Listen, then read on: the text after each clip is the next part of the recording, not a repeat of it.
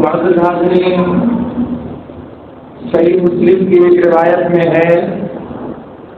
ابو ہریرہ رضی اللہ تعالیٰ عنہ کہتے ہیں کہ ہم لوگ اللہ کے رسول صلی اللہ علیہ وسلم کے ساتھ مسجد میں بیٹھے ہوئے تھے اور آپ کے ساتھ صحابہ کرام کی ایک جماعت تھی، انہی میں سے ابو بکر و عمر وغیرہ بھی تھے۔ اسی درمیان اللہ کے رسول صلی اللہ علیہ وسلم اچانک ہمارے درمیان سے اٹھ کر چلے گئے اور پھر واپس آنے میں کافی تاخیر کی، بہت دیر تک واپس نہیں آئے تو ہم سب لوگ گھبرا گئے اور میں سب سے پہلے گھبرایا۔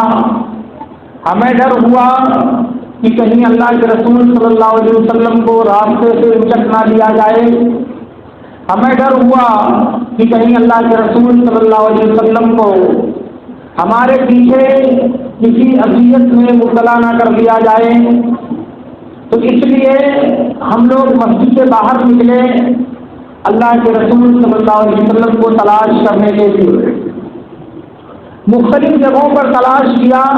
مگر اللہ کے رسول صلی اللہ علیہ وسلم نہیں ملے، تو میں ایک نجاری انصاری کے ایک باغ میں گیا، اس کا چکر لگایا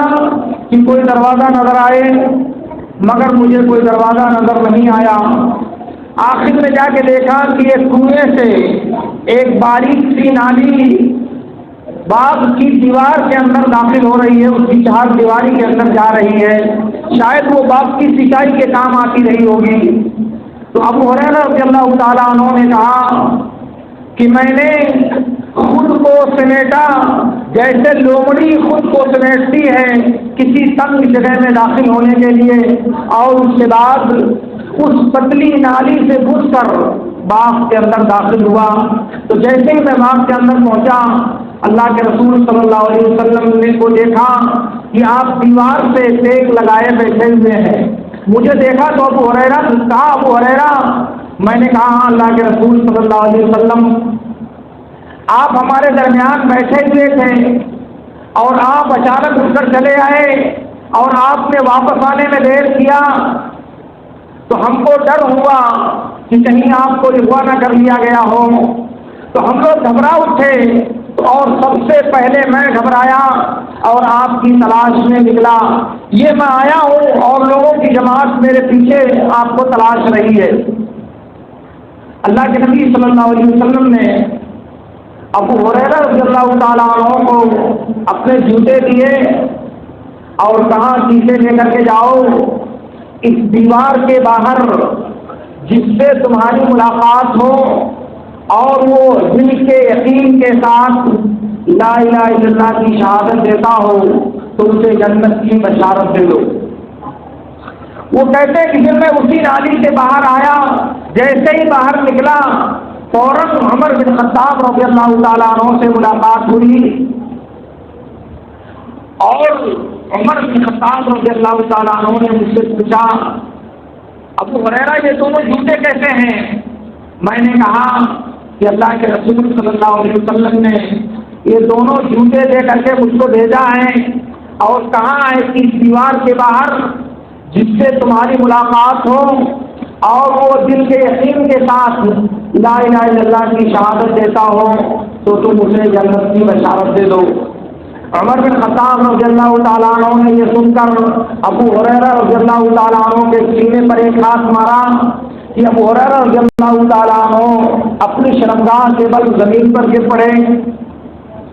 اور رونے جیسی صورت بنا لی۔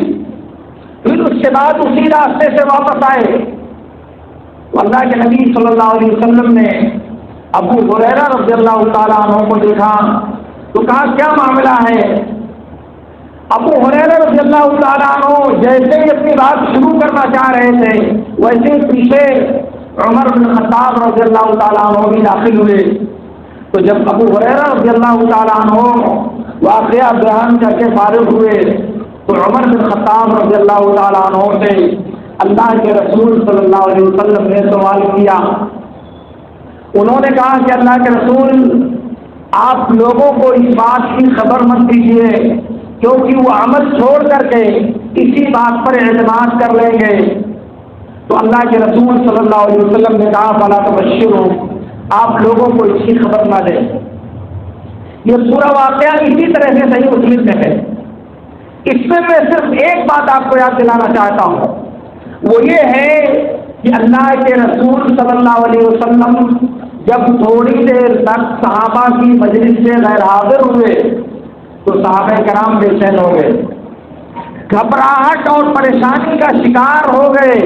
کہ اللہ کے رسول کہاں رہ گئے، اور پھر ان کی تلاش میں نکل پڑے۔ ایسا کیوں ہوا؟ ایسا کیوں ہوتا ہے کہ جب اللہ کے نبی صلی اللہ علیہ وسلم تھوڑی دیر کے لیے نظروں سے اوجھل ہوتے ہیں، جب اللہ کے رسول صلی اللہ علیہ وسلم کچھ دیر کے لیے نظروں سے غائب ہوتے ہیں تو یہ اصحاب نبی بے چین ہو جایا کرتے ہیں، یہ اصحاب نبی بے کلی کا شکار ہو جایا کرتے ہیں اور اللہ کے نبی صلی اللہ علیہ وسلم کی تلاش میں نکل پڑتے ہیں۔ ایک دوسری روایت ہے صحیح بخاری اور صحیح مسلم دونوں میں مسلم کا لفظ ذکر کرنا چاہتا ہوں، ایک لمبی حدیث ہے، اس سے کچھ ٹکڑے میں آپ کے سامنے ذکر کروں گا۔ عبداللہ بن عباس رضی اللہ تعالیٰ عنہما نے عمر بن خطاب رضی اللہ تعالیٰ عنہ سے روایت کیا ہے، مدینے میں یہ خبر پھیل گئی کہ اللہ کے رسول صلی اللہ علیہ وسلم نے ازواج مطہرات کو طلاق دے دیا ہے، اور عمر بن خطاب رضی اللہ تعالیٰ عنہ کا جو انصاری بھائی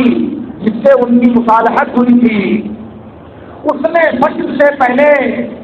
ان کے دروازے کو پیٹا اور کہا کہ بہت بڑا حادثہ ہو گیا ہے۔ عمر بن خطاب رضی اللہ تعالیٰ عنہ نے کہا کہ اس وقت غسانیوں کے حملے کی بات چل رہی تھی تو میں نے سمجھا کہ غسانی نے حملہ کر دیا ہے۔ میں نے کہا کیا غسانی نے مدینے پر حملہ کر دیا؟ کہا اس سے بھی بڑی بات ہو گئی۔ کہا کیا ہوا؟ کہا اللہ کے رسول صلی اللہ علیہ وسلم نے اپنی بیویوں کو طلاق دے دیا، اور اللہ کے نبی صلی اللہ علیہ وسلم الگ تھلگ جا کر کے اپنے اوپر والے کمرے میں بیٹھے ہوئے ہیں۔ عمر بن خطاب رضی اللہ تعالیٰ عنہ تیار ہو کر کے فجر کی نماز میں مسجد میں پہنچے۔ نماز سے فارغ ہونے کے بعد اللہ کے رسول چلے گئے، کسی سے کوئی گفتگو نہیں کیا، سلام پھیرا اور اپنے کمرے کی طرف چلے گئے۔ عمر بن خطاب رضی اللہ تعالیٰ عنہ ازواج مطہرات کے کمروں کی طرف گئے، پہلے عائشہ کے کمرے کی طرف گئے اور کہا تم لوگ اس قدر جرأت مند ہو چکی ہو کہ اللہ کے رسول صلی اللہ علیہ وسلم کو اذیت دیتی ہو، اللہ کے نبی صلی اللہ علیہ وسلم سے ایسی چیزوں کا سوال کرتی ہو جو اللہ کے رسول کے پاس نہیں ہے۔ کہا بہت مت بولو، جاؤ اپنی بیٹی کی خبر لو۔ عمر بن خطاب رضی اللہ تعالیٰ عنہ سیدھے اپنی بیٹی حفصہ کے پاس گئے اور کہا کیا تم اللہ کے رسول صلی اللہ علیہ وسلم سے ایسی چیز کا سوال کرتی ہو جو اللہ کے رسول صلی اللہ علیہ وسلم کے پاس نہیں ہے؟ کیا تم اللہ کے رسول صلی اللہ علیہ وسلم کو اذیت دیتے ہوئے ڈرتی نہیں ہو کہ اللہ رب العالمین اپنے رسول کے ناراضگی کی وجہ سے تم سے ناراض ہو جائے اور تمہاری دنیا اور آخرت دونوں تباہ ہو جائیں؟ کیا اللہ کے رسول نے تم لوگوں کو طلاق دے دیا ہے؟ کہا معلوم نہیں، وہ اللہ کے رسول بالا خانے میں موجود ہے، اللہ کے رسول صلی اللہ علیہ وسلم اوپر والے کمرے میں موجود ہیں، مجھے معلوم نہیں۔ اس کے بعد عمر بن خطاب رضی اللہ تعالیٰ عنہ نے کہا کہ حفصہ تمہیں معلوم ہے انک تعلمین فإن رسول اللہ صلی اللہ علیہ وسلم لا يحبک ولولا انا لطلقک۔ حفصہ تمہیں معلوم ہے کہ اللہ کے رسول تم کو پسند نہیں کرتے، اور اگر میں نہیں ہوتا تو اللہ کے رسول نے تمہیں طلاق دے دیا ہوتا۔ پھر اللہ کے نبی صلی اللہ علیہ وسلم کے پاس عمر بن خطاب رضی اللہ تعالیٰ عنہ بالا خانے میں بیٹھ گئے، وہاں آپ کا غلام ربا پیر لٹکائے ایک لکڑی پر بیٹھا ہوا تھا۔ اس سے کہا کہ اللہ کے رسول صلی اللہ علیہ وسلم کے پاس اجازت طلب کرو۔ وہ گیا اجازت طلب کرنے، اللہ کے رسول نے کوئی جواب نہیں دیا۔ وہ واپس آیا اور کہا کہ میں نے اللہ کے نبی صلی اللہ علیہ وسلم کے پاس آپ کا تذکرہ کیا مگر اللہ کے رسول نے کوئی جواب نہیں دیا۔ عمر بن خطاب رضی اللہ تعالیٰ عنہ نے جب بات سنی تو واپس آئے،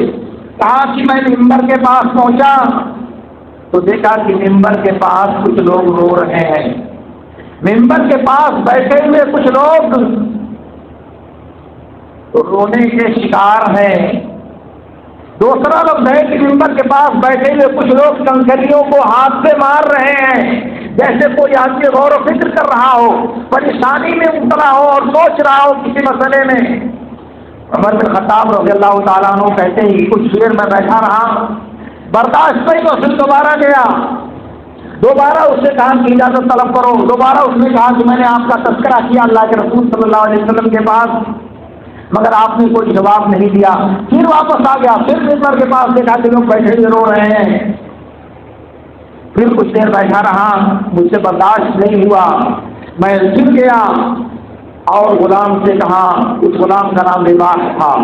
کہ اللہ کے رسول صلی اللہ علیہ وسلم سے اجازت طلب کرو۔ اب کی بار اللہ کے رسول صلی اللہ علیہ وسلم نے اجازت طلب کر اجازت دے دیا۔ غلام واپس آیا، کہا کہ اللہ کے رسول صلی اللہ علیہ وسلم نے آپ کو اجازت دے دیا ہے۔ کہا کہ میں کمرے میں پہنچا تو دیکھا کہ اللہ کے نبی صلی اللہ علیہ وسلم چٹائی پر سوئے ہوئے ہیں، چٹائی کی لکیروں نے جسد اطہر پر نشان بنا دیا ہے، چٹائی کا داغ نقش ہو گیا ہے آپ کی پشت پر، اور دیکھا کہ چند دباغت دیے ہوئے چمڑے ہیں اور دباغت دینے کا کچھ سامان وہاں پڑا ہوا ہے، اور کمرے میں کوئی چیز ایسی نہیں تھی جو دیکھنے والے کو متاثر کر سکے۔ میں دیکھ کر کے رونے لگا، یہ دیکھ کر کے میری آنکھوں سے آنسو بہ نکلے۔ کہا ابن الخطاب تمہیں کون سی چیز رونے پر آمادہ کر رہی ہے؟ کہا کہ اللہ کے رسول،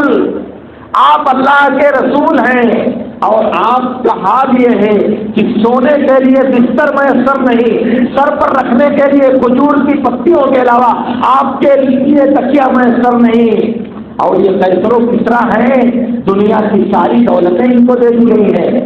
اللہ کے نبی صلی اللہ علیہ وسلم نے کہا اما یسرک یا ابن الخطاب ان تکون لہم فی الدنیا ولکم فی الآخرہ۔ عمر بن خطاب، کیا تمہیں یہ بات خوش نہیں کرے گی کہ دنیا کی یہ دولت کافروں کے لیے دنیا میں ہو اور تمہارے لیے یہ نعمت آخرت میں ہو؟ حدیث سے اور اسی طرح بہت لمبا ٹکڑا ہے، میں یہاں جو بات آپ سے ذکر کرنا چاہ رہا ہوں، منبر کے پاس بیٹھ کر کے صحابہ کرام رو رہے ہیں۔ ابو بکر روئے تو سمجھ میں آتی ہے بات، کیونکہ ان کی بیٹی عائشہ وہاں ہے، عمر روئے تو سمجھ میں آتی ہے بات، کیونکہ ان کی بیٹی حفصہ وہاں ہے، مگر صحابہ کرام کو کیا ہوا کہ بیٹھ کر کے رو رہے ہیں؟ صحابہ کرام کیوں آنسو گرا رہے ہیں؟ کیا وجہ ہے کہ صحابہ کرام رونے پر اپنے آپ کو مجبور پاتے ہیں؟ آپ سوچئے میرے دوستوں، غور کیجئے کہ اللہ کے رسول صلی اللہ علیہ وسلم کی ادنا سی اذیت اور محمد الرسول اللہ صلی اللہ علیہ وسلم کو ذرا سی تکلیف پہنچنے کے بعد یا صحابہ نبی برداشت نہیں کر سکتے۔ نبی کی طبیعت مقدر ہو، آپ کو دنیا کے انسانوں سے کوئی صدمہ پہنچے اور آپ غصہ ہو کر کے اپنی ازواج مطہرات سے الگ تھلگ ہو جائیں، یہ بات صحابہ کو درد دیتی ہے، تکلیف پہنچاتی ہے، اور اسی درد کے اظہار کے لیے ان کی آنکھیں آنسو بہاتی ہیں۔ وہ روتے ہیں، کس لیے رو رہے ہیں؟ نبی کو تکلیف پہنچ رہی ہے، نبی کو صدمہ لاحق ہو رہا ہے، اس لیے یہ اصحاب نبی بیٹھ کر کے وہاں آنسو بہا رہے ہیں۔ اس کا کیا نام ہے میرے دوستوں؟ اس رونے کو آپ کیا تعبیر کرتے ہو اپنی زبان میں؟ سنیں میرے دوستو، میں عرض کر رہا ہوں، بخاری کی اور مسلم کی ایک دوسری روایت میں ہے، ابو بکر صدیق رضی اللہ تعالیٰ عنہ کو ایک دن ان کے گھر مکہ میں خبر دی گئی کہ یہ تو چلچلاتی دھوپ کی دوپہر میں اللہ کے نبی صلی اللہ علیہ وسلم آپ کے گھر آ رہے ہیں۔ ابو بکر صدیق رضی اللہ تعالیٰ عنہ نے کہا کہ اس وقت تو اللہ کے رسول کبھی آتے نہیں، اگر آپ آ رہے ہیں تو اس کا مطلب یہ ہے کہ بہت بڑا اور بہت بڑی بات درپیش ہے۔ اللہ کے نبی صلی اللہ علیہ وسلم گھر آئے، ابو بکر صدیق رضی اللہ تعالیٰ عنہ سے کہا اپنے گھر والوں کو کمرے سے باہر کر دو، مجھے کچھ بات کرنی ہے۔ ابو بکر صدیق رضی اللہ تعالیٰ عنہ نے کہا کہ اللہ کے رسول کوئی نہیں ہے، یہ آپ کی بیوی ہے اور کوئی نہیں ہے یہاں۔ اس کے بعد اللہ کے رسول صلی اللہ علیہ وسلم نے کہا ابو بکر مجھے ہجرت کی اجازت دے دی گئی ہے۔ ابو بکر صدیق رضی اللہ تعالیٰ عنہ دیوانہ وار کوئی سوال نہیں کرتے، راستے کے بارے میں، پلاننگ کے بارے میں، جانے کے بارے میں، توشے سفر کے بارے میں، زیادہ راہ کے بارے میں، کسی چیز کا کوئی سوال نہیں کرتے، صرف ایک سوال کرتے ہیں۔ قال ابو بکر الصحبۃ یا رسول اللہ کے رسول آپ کی رفاقت ملے گی مجھے، آپ کی ہم رکابی کا شرف حاصل ہوگا مجھے، آپ کے ساتھ چلنے کا موقع ملے گا مجھے۔ اللہ کے نبی صلی اللہ علیہ وسلم نے کہا کہ ہاں، اور اس کے بعد کچھ نہیں پوچھا، کہا کہ یہ دو اردیاں ہیں، میں نے انہیں کھلا کر کے تیار کیا ہے، ان میں سے ایک آپ لے لیجیے اور ایک میں، اسی پر ہم لوگ سفر کریں گے۔ لمبی حدیث ہے، اسی حدیث کا آگے کا ایک ٹکڑا ہے۔ سفر ہجرت کے ایک پڑاؤ میں ابو بکر صدیق رضی اللہ تعالیٰ عنہ نے ایک چرواہے سے دودھ مانگا، دودھ کو پیالے میں دوہا، دوہنے کے بعد پیالے میں پانی کو رکھا، اوپر سے پیالے کو کپڑے سے ڈھک دیا، یہاں تک کہ دودھ ٹھنڈا ہو گیا، کیونکہ ٹھنڈ سے نکلنے کے بعد دودھ گرم ہوتا ہے۔ پھر اس کے بعد وہ دودھ کا پیالہ محمد الرسول اللہ صلی اللہ علیہ وسلم کو پیش کیا۔ ابو بکر صدیق رضی اللہ تعالیٰ عنہ کہتے ہیں وَشَرِبَ حَتَّى رَضِيتُ، میں اللہ کے رسول صلی اللہ علیہ وسلم نے دودھ کا وہ پیالہ پیا یہاں تک کہ میں خوش ہو گیا، میں راضی ہو گیا۔ یہ واقعہ پڑھنے کے بعد دل اور جذبات قابو میں نہیں رہتے، آنکھیں اشک برسانے پر مجبور ہو جاتی ہے۔ پوری دنیا انسانیت کی تاریخ میں محبت کی ایسی مثال، فدائیت کی ایسی نظیر نہیں پائی جاتی۔ ابو بکر صدیق نے محبت کا جو نمونہ اپنے نبی کے لیے پیش کیا ہے، دنیا کی کسی بھی تاریخ میں اس سے ملتی جلتی کوئی مثال موجود نہیں ہے۔ دودھ پیا اللہ کے رسول صلی اللہ علیہ وسلم نے، پیٹ میں گیا محمد الرسول اللہ صلی اللہ علیہ وسلم کے آسودگی ہوئی، سرکار دو عالم محمد الرسول اللہ صلی اللہ علیہ وسلم کو خوش کون ہو رہا ہے؟ مسرت کس سے حاصل ہو رہی ہے؟ سکون کون محسوس کر رہا ہے؟ اطمینان کس کے دل پر نازل ہو رہا ہے؟ یار غار ابو بکر صدیق رضی اللہ تعالیٰ عنہ کو کیا دودھ ان کے پیٹ میں گیا تھا؟ کیا دودھ سے ان کو سیرابی حاصل ہوئی تھی؟ نہیں میرے دوستو، ایسا کچھ نہیں ہے۔ یہ ہے محبت کی خوبی، دلوں کے ربط کا کمال اور دلوں کی باہمی مل جانے کا وہ نتیجہ، جس نے ابو بکر صدیق رضی اللہ تعالیٰ عنہ کو یہ کہنے پر آمادہ کیا کہ آپ نے اس دودھ کو پیا یہاں تک کہ میں خوش ہو گیا۔ محبت کے وہ دعوے داروں اور اللہ کے نبی صلی اللہ علیہ وسلم سے محبت کا دم بھرنے والے انسانوں، سنو، ابو بکر صدیق رضی اللہ تعالیٰ عنہ جیسی محبت جو انہوں نے نبی سے کر کر دنیا کے انسانوں کو دکھایا ہے، کیا آپ سمجھتے ہو کہ یہ کوئی آسان مرحلہ ہے؟ یہ کوئی آسان بات ہے زندگی کے اندر؟ ڈھول تاشا اور جھنڈوں بینر لے کر کے بہت دعویٰ کرتے ہو آپ حب رسول کا، محبت نبی کا بہت دم بھرتے ہو آپ، مگر آپ سنو، بخاری کی ایک روایت میں ہے، جابر بن عبداللہ رضی اللہ تعالیٰ عنہ کہتے ہیں کہ ہم لوگ خندق کھود رہے تھے، خندق کھودنے کے درمیان ایک چٹان آئی، حدیث کا لفظ لا تعملوا فی المعاول، کدال اس میں کام نہیں کر رہی تھی، کدال اس میں کام نہیں کر رہی تھی۔ ہم لوگوں نے اللہ کے رسول صلی اللہ علیہ وسلم سے شکایت کیا،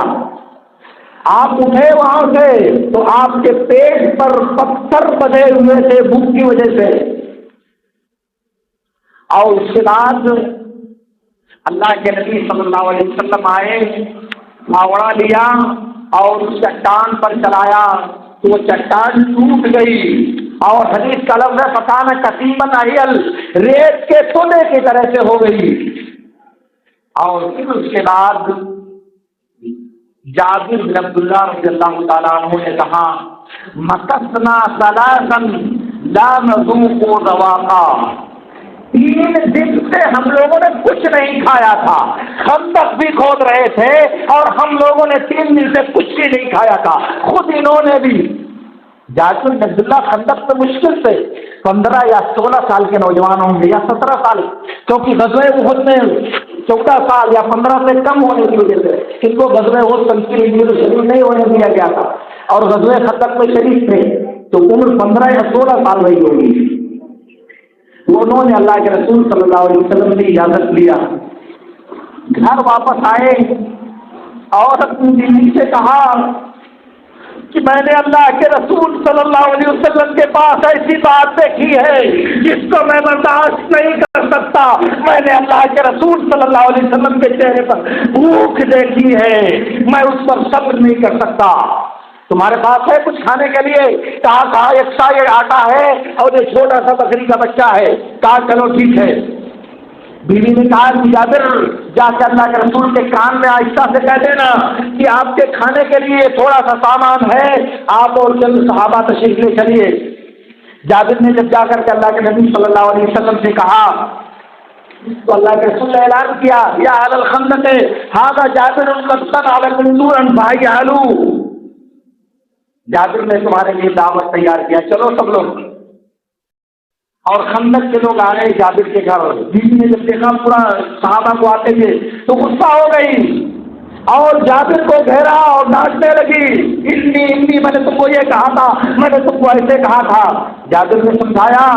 کاش میں نے وہی کیا تھا جو تم نے کہا تھا، ایسا اللہ کے رسول صلی اللہ علیہ وسلم نے کیا ہے، کہا تم نے بتایا تھا کہ اللہ کے رسول کو ہمارے پاس کھانے کی اتنی مقدار ہے، کہا ہاں، کہا تب کوئی بات نہیں ہے، اللہ اس کے رسول زیادہ جانتے ہیں۔ وہ اور لمبا واقعہ ہے۔ یہاں ایک بچہ جو 3 دن سے خود بھوکا ہے، اسے اپنی بھوک کی پرواہ نہیں ہے، لیکن میرے نبی صلی اللہ علیہ وسلم کی بھوک دیکھ کر کے وہ بے چین ہے، تڑپ رہا ہے، اس کو برداشت نہیں ہو رہا ہے۔ 15 اور 14 سال کے بچے کو ہمارے لوگ کہتے ہیں کہ ابھی بچہ ہے سونے دو، فجر کی نماز میں مت جگاؤ، بڑا ہوگا تو سمجھ جائے گا۔ وہ کبھی زندگی میں بڑا نہیں ہوتا، کبھی وہ دین کا پابند نہیں بنتا، کبھی بھی وہ بڑا ہونے کے بعد اللہ کی شریعت کا طوق اپنی گردن میں نہیں ڈالتا، مگر وہ 15 سال کا بچہ اسے برداشت نہیں ہو رہا ہے کہ اپنا بھوکا ہے، وہ خود 3 دن سے کچھ نہیں کھایا ہے، لیکن اسے اپنی بھوک کی پرواہ نہیں ہے، اسے اپنے کھانے کی فکر نہیں ہے، اسے اگر فکر ہے تو صرف یہ ہے کہ محمد الرسول اللہ صلی اللہ علیہ وسلم بھوکے ہیں، آپ کے پیٹ پر بھوک کی وجہ سے پتھر بنا ہوا ہے۔ میرے دوستوں، کیا چشمے فلک میں الفت اور عقیدت کا اس سے بہتر کوئی نظارہ دیکھا ہے؟ اس زمین کی آنکھوں نے کبھی کسی ایسے واقعے کا مطالعہ کیا ہے جو اس واقعے سے زیادہ دلوں کو جھنجھوڑنے والا، دلوں میں الفت پیدا کرنے والا اور دلوں کو محبت کے لیے اس سے زیادہ آمادہ کرنے والا ہو؟ یہ ہے محبت۔ اس طرح کی باتیں میں اور ذکر کر سکتا ہوں لیکن وقت بھاگ رہا ہے۔ میں آپ سے بتانا یہ چاہتا ہوں کہ اللہ کے رسول صلی اللہ علیہ وسلم کی زندگی میں اللہ کے نبی صلی اللہ علیہ وسلم کے ساتھ یہ وفاداریاں، اللہ کے نبی صلی اللہ علیہ وسلم کے ساتھ محبت کے انداز موجود تھے جس کی مثال دنیائے انسانیت کی تاریخ میں نہیں ملتی۔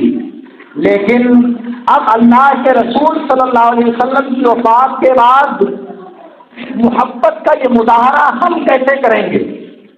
اللہ کے نبی صلی اللہ علیہ وسلم کے دنیا سے رخصت ہو جانے کے بعد آپ سے یہ محبت ہم کیسے کریں گے بھائی؟ ایک بات سن لیں، اللہ رب العالمین نے قرآن کریم میں فرمایا ہے فَإِن تَنَازَعْتُمْ فِي شَيْءٍ فَرُدُّوهُ إِلَى اللَّهِ وَالرَّسُولِ إِن كُنتُمْ تُؤْمِنُونَ بِاللَّهِ وَالْيَوْمِ الْآخِرِ۔ اس کی تفسیر کرتے ہوئے تابعی یحییٰ بن ابی کثیر اور بعض دوسرے لوگوں نے کہا کہ نبی صلی اللہ علیہ وسلم کی زندگی میں آپ کی طرف مقدمات اور جھگڑوں کا فیصلہ لے جانا اور آپ کی وفات کے بعد آپ کی سنت کی طرف اپنے جھگڑوں کا اور اپنے نزاعات کا فیصلہ لے کر کے جانا، گویا کہ اب نبی کے گزر جانے کے بعد ہمارے پاس جو چیز ہے برتنے کی وہ ہے نبی کا منہج، وہ ہے نبی کا طریقہ، وہ ہے نبی کی سنت، وہ ہے نبی کا طرز زندگی، وہ ہے نبی صلی اللہ علیہ وسلم کے معمولات شب و روز، وہ ہماری زندگی میں آنا چاہیے، اس پر ہمیں عمل کرنا چاہیے۔ یہ ہوگی نبی سے محبت کی دلیل، یہ ہوگی نبی سے الفت کی حجت، اور یہ ہوگی نبی صلی اللہ علیہ وسلم سے والہانہ لگاؤ کا مظہر۔ اور اگر ہم رات اور دن، صبح و شام لاٹھی ڈنڈا ڈھول اور مائک لے کر کے چلاتے رہیں کہ ہم نبی صلی اللہ علیہ وسلم سے محبت کرتے ہیں،